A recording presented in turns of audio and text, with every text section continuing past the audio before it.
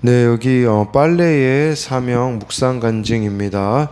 저의 친오빠는 몸이 약했으나 머리가 똑똑해 부모님의 관심을 많이 받았습니다. 그런 오빠로 인해 제가 부모님께 인정을 받는 방법은 착한 딸이 되는 것이었습니다. 그렇게 순종적인 딸로 성장하다가 20대 초반에 인생의 첫 반항을 하며 8살 연상의 크리스천 남자와 교제하기 시작했습니다.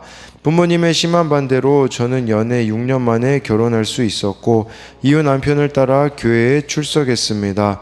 그리고 아들을 낳았는데 아들은 7살이 될 때까지 매일 밤 이불에 오줌을 누는 야뇨증을 앓았습니다. 저는 괜찮아지겠지 스스로 위로하며 걱정과 불안 속에서 지냈습니다. 그러다 이사 후 참석한 교회 소그룹 모임에서 리더분이 소아정신과에 데려가서 검사를 받아보세요 라고 권면해 주셨습니다. 그 병원에서 아이의 불안도가 높다는 검사 결과를 듣고 아이는 놀이치료를 받았습니다. 그리고 저는 상담과 공동체 양육을 받으며 7등잔대 앞으로 비추게 하는 것 같이 하나님의 말씀 앞에 저 자신을 비추었습니다. 그러자 결혼을 반대하신 친정 부모님께 잘 키운 아들을 보여드리며 내 결혼이 옳았음을 증명하려 한 죄, 또 아들을 위해 내 경력을 내려놓는 만큼 좋은 엄마라 인정받고 싶어 한 죄가 깨달아졌습니다. 내가 인정받고 아들을 성공시키려는 욕심에 아이의 감정을 공감하기보다 옳고 그름의 잣대로 아이를 불안하게 만든 것이었습니다.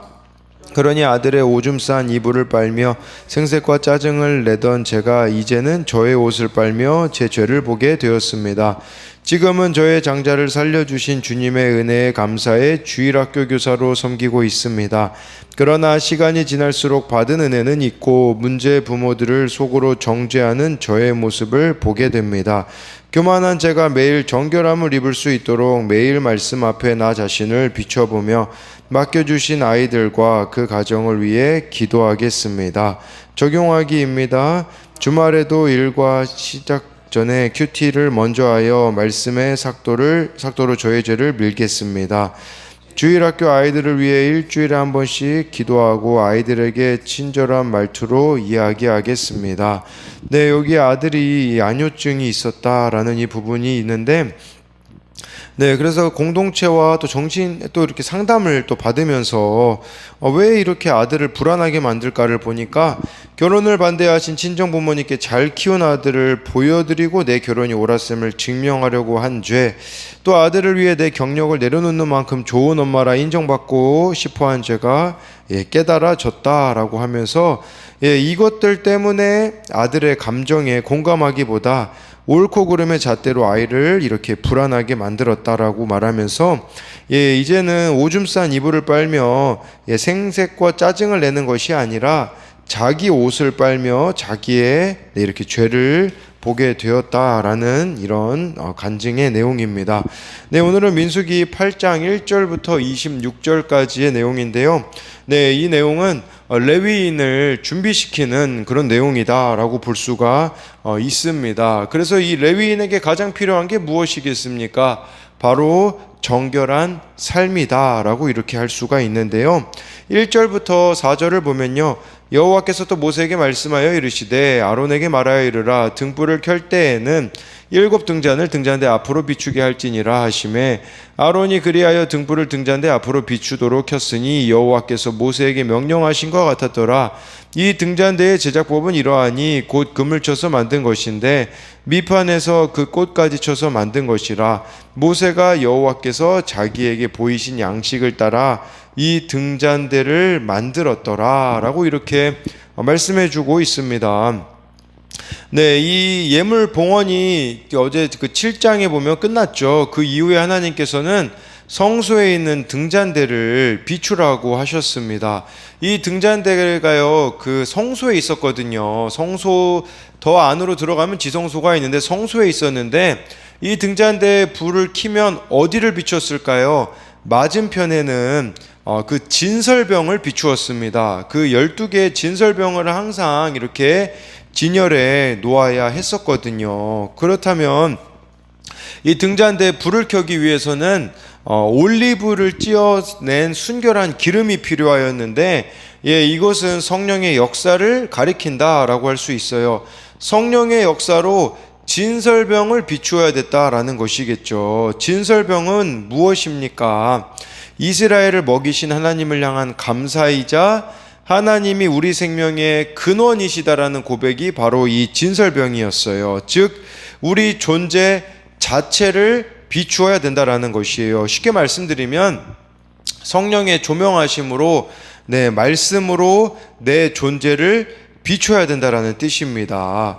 그런데 내 존재는 이것을 싫어합니다. 이 죄악된 본성은 자꾸 숨고 싶어하고 회피하고 감추고 싶어하기 때문이다라는 것이에요. 그러나 성령의 조명하심으로 말씀으로 내 모습을 비추는 것이 중요하다라고 이렇게 할 수가 있는 것입니다.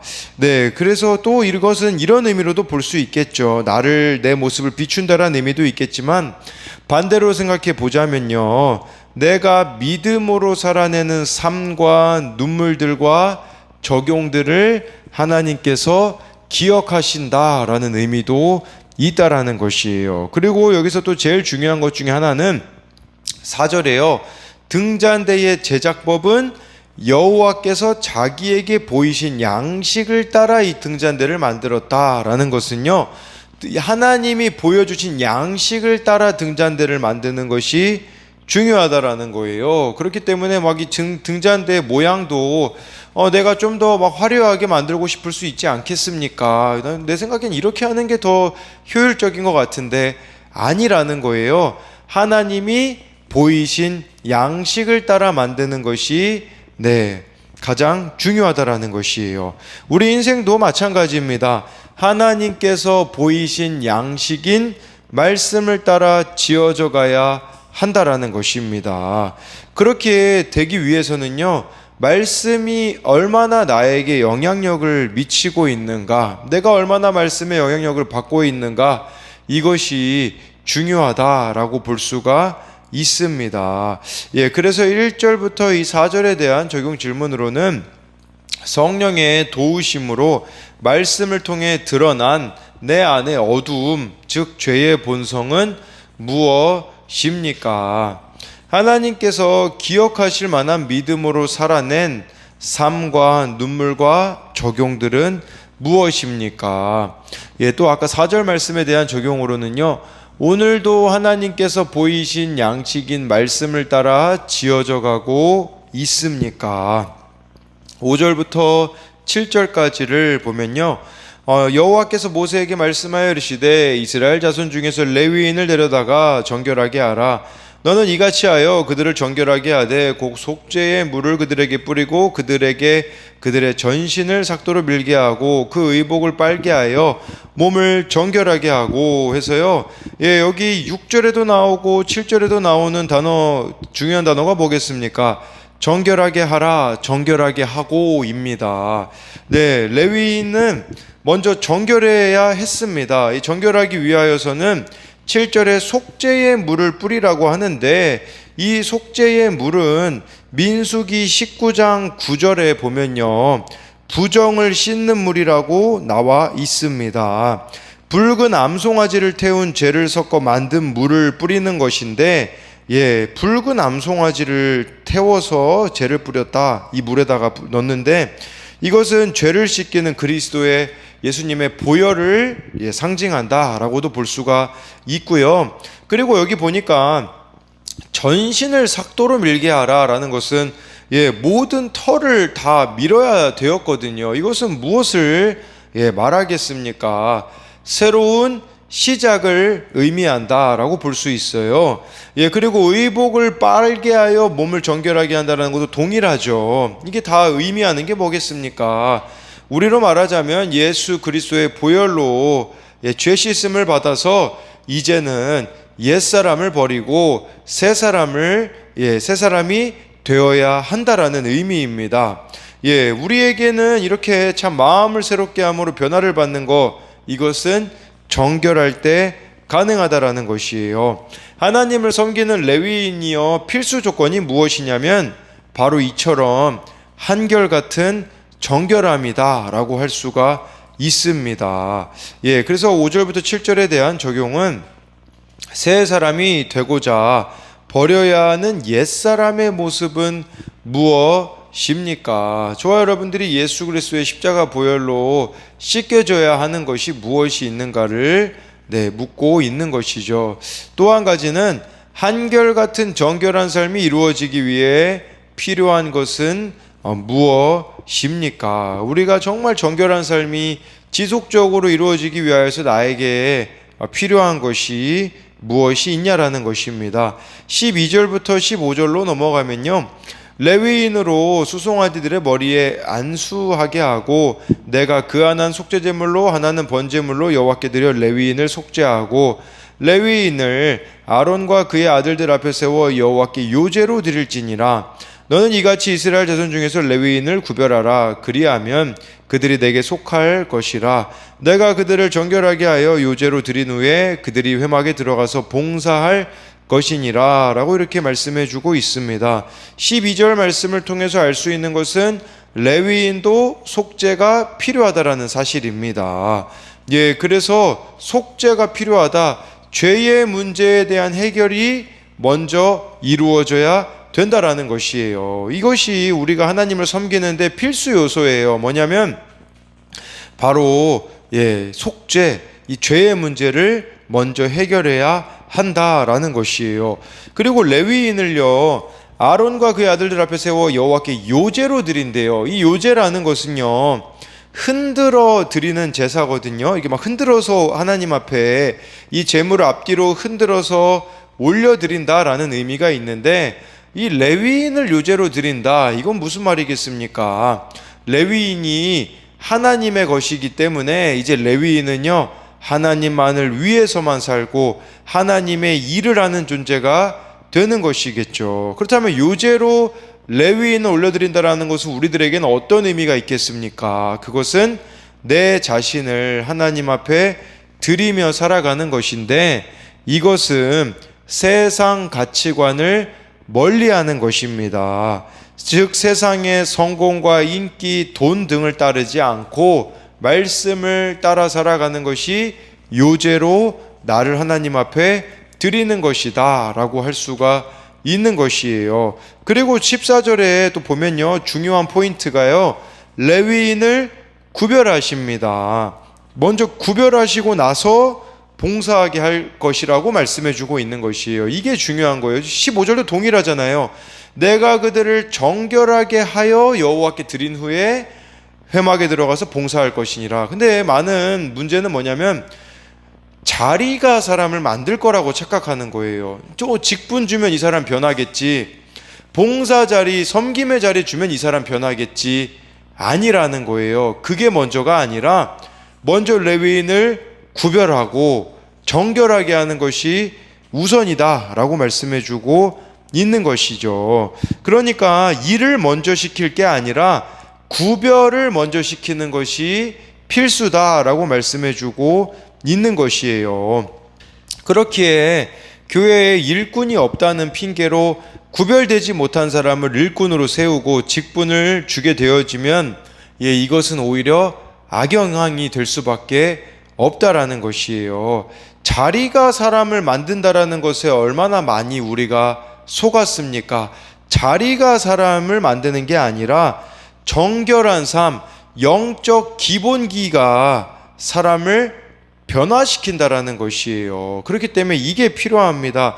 정말 이 사람이 정결한 삶을 살아가고 있는가, 그것이 꾸준히 이어지고 있는가, 그런 신앙의 기본기가 있는가를 확인한 다음에 그 자리를 맡기는 것이 필수적이다라고 이렇게 볼 수가 있는 것이에요. 그래서 12절부터 15절에 대한 적용은 내가 하나님 앞에서 정결하게 구별되고자 내려놓아야 할 세상 가치관은 무엇입니까? 내가 충실해야 하는 신앙의 기본기는 무엇입니까? 그래서 정말 이 신앙의 기본기가 있어야 된다라는 거. 19절 말씀으로 넘어가게 되어지면요, 내가 이스라엘 자손 중에서 레위인을 취하여 그들을 아론과 그의 아들들에게 주어 그들로 회막에서 이스라엘 자손을 대신하여 봉사하게 하며 또 이스라엘 자손을 위하여 속죄하게 하였나니 이는 이스라엘 자손이 성소에 가까이 할 때에 그들 중에 재앙이 없게 하려 하였음이니라 라고 말씀해 주고 있어요.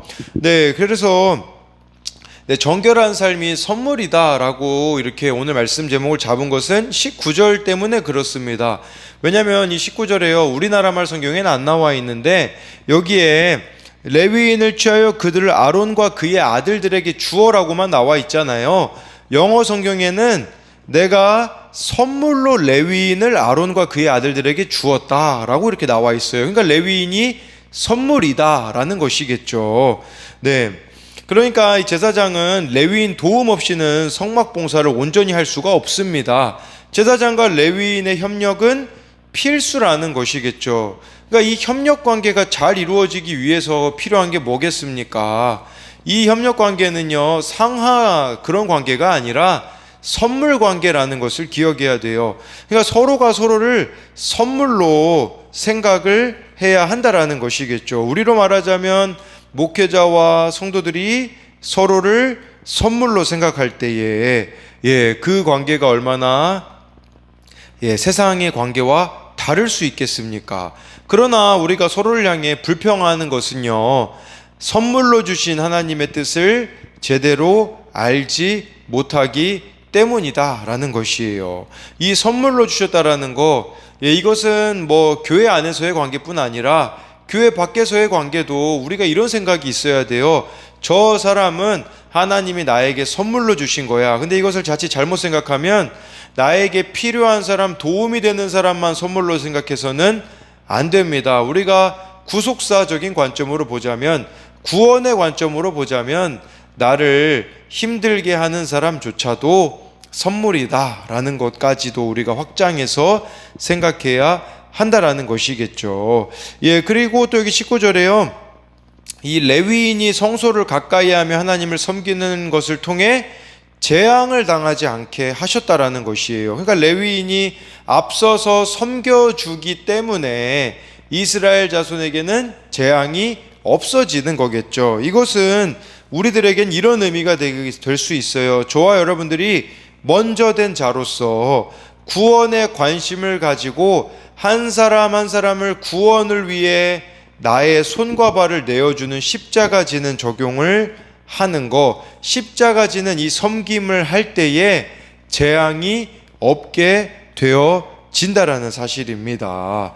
그래서 이 19절에 대한 적용으로는요, 내게 허락된 교회 공동체가 하나님께서 내게 주신 선물임을 알고 있습니까?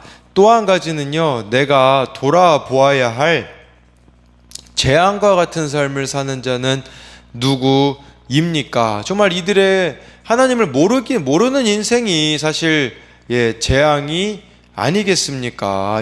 그래서 이스라엘 백성도요, 이스라엘 백성들 쪽에서는 출애굽할 때 10가지 재앙이 구원의 사건이었지만 이집트 사람들에게는 10가지 재앙이었거든요. 그러니까 이 하나님을 모르면 그냥 인생이 재앙일 수밖에 없거든요. 그러니까 그 재앙과 같은 삶을 사는 자를 우리가 관심을 가지고 그것을 구원의 사건이라고 또 가르쳐 줘야 되는 그런 사명이 우리들에게 있는 것이 아니겠습니까? 마지막 23절부터 26절을 보면요, 여호와께서 또 모세에게 말씀하여 이르시되 레위인은 이같이 할지니 곧 25세 이상으로는 회막에 들어가서 복무하고 봉사할 것이요 50세부터는 그 일을 쉬어 봉사하지 아니할 것이나 그의 형제와 함께 회막에서 돕는 직무를 지킬 것이요 일하지 아니할 것이라. 너는 레위인의 직무에 대하여 이같이 할지니라 라고 하는데요, 여기서 좀 다른 게 있어요. 민수기 4장에서는 이 성막 봉사 조건이 30세부터 50세였습니다. 그런데 여기서는 25세부터 50세라고 나와 있어요. 이것을 두 가지로 이렇게 보더라고요. 하나는 나중에 가서 이게 융통성 있게 이 규정이 바뀌었을 것이다. 그러니까 처음에는 30세였지만 조금 시간이 흘러서는 좀 더 융통성 있게 25살, 25세로 바뀌었을 것이다 라고 말하는 사람들도 있고요. 또 한 가지는요, 25세에 세워지긴 했으나 이때는 30세가 될 때까지 5년이라는 수습 기간을 아마 염두에 두었을 것이다 라고 이렇게 추정할 수 있어요. 그렇지만 다른 걸 다 떠나서요, 전쟁에 나갈 수 있는 나이는 20세부터 60세였습니다. 근데 30세부터 20세를 넘은, 여기서 나온 25세도 마찬가지겠죠. 25세, 30세, 이게 의미하는 게 무엇이겠습니까? 하나님을 섬기는 일에는 더 많은 훈련과 성숙함이 필요하다라는 것을 우리들에게 말씀해 주고 있는 것이에요. 그리고 여기 25세부터 50세라고 했잖아요. 뭘 말하겠습니까? 하나님을 섬기는 것도요, 때가 있다라는 거예요. 이 헌신에도 때가 있다라는 것이에요. 그렇기 때문에 우리들의 인생에 가장 귀한 황금기와 같은 그 시간을 하나님께 드려야 한다라는 것이에요. 제가 어제 어느 연예인의 그런 인터뷰를 이렇게 방송에서 봤는데요. 그 연예인은 지금 40대인데 20대, 30대로 돌아가고 싶지 않다고 합니다. 왜냐하면 20대, 30대를 정말 열심히 살았기 때문에 자신은 후회가 없다고 하더라고요. 그 인터뷰를 듣는데 우리의 삶이 그래야 되지 않을까라는 생각을 하게 되었어요. 정말 나에게 주어진 이 시간을 하나님을 위하여 온전히 헌신하며 나아갈 때에 후회 없는 인생이 되어지는 것이 우리들에게 필요한 것이 아니겠습니까? 그리고 25절, 26절을 보면요, 50세가 넘어도 회막에서 경계하는 임무를 할 수 있었어요. 회막에서 일하는 동료를 도울 수가 있었습니다. 그러나 회막에 도울 수는 있지만 남아있는 것은 막으셨습니다. 하나님이. 왜 그랬을까요? 자꾸 자리에 대한 욕심이 우리들에게 있을 수가 있거든요. 물러날 때 있지 않습니까? 그 물러날 때를 욕심으로 자꾸 붙잡고 있는 경우들이 있기 때문에 하나님께서는 이러한 규정을 주셨다라는 것입니다. 그렇지만 우리가 하나님의 일을 하는 또 그리스도인들에게 직분의 은퇴는 있을지 몰라도 본질적으로 성도와 교회를 위해 기도하고 섬기는 일, 거룩한 삶을 유지하는 일에는 은퇴가 없다는 사실입니다. 그래서 마지막으로 이것에 대한 적용으로는요, 교회 공동체에서 내게 맡겨진 직분과 봉사의 자리는 무엇입니까? 그 가운데 계속해서 신앙이 자라가고 있습니까? 이게 정말 필수적이라고 생각이 듭니다. 그것은 뭐냐면 정말 봉사 자리 계속 반복되잖아요. 섬기는데 그게 그냥 나에게 아무런 영향을 못 미친다면 직분도 마찬가지겠죠. 그 맡겨진 직분으로 인하여서 더 하나님 앞에 거룩하게 살아야 되는데 신앙이 자라고 있지 않다면 맡겨진 봉사의 자리, 직분이 무슨 의미가 있겠습니까? 그렇기 때문에 정말 저와 여러분들이 맡겨진 자리에서 이 신앙이 자라가는, 또 더 정결한 삶을 살아가는 자가 되기를 소망합니다.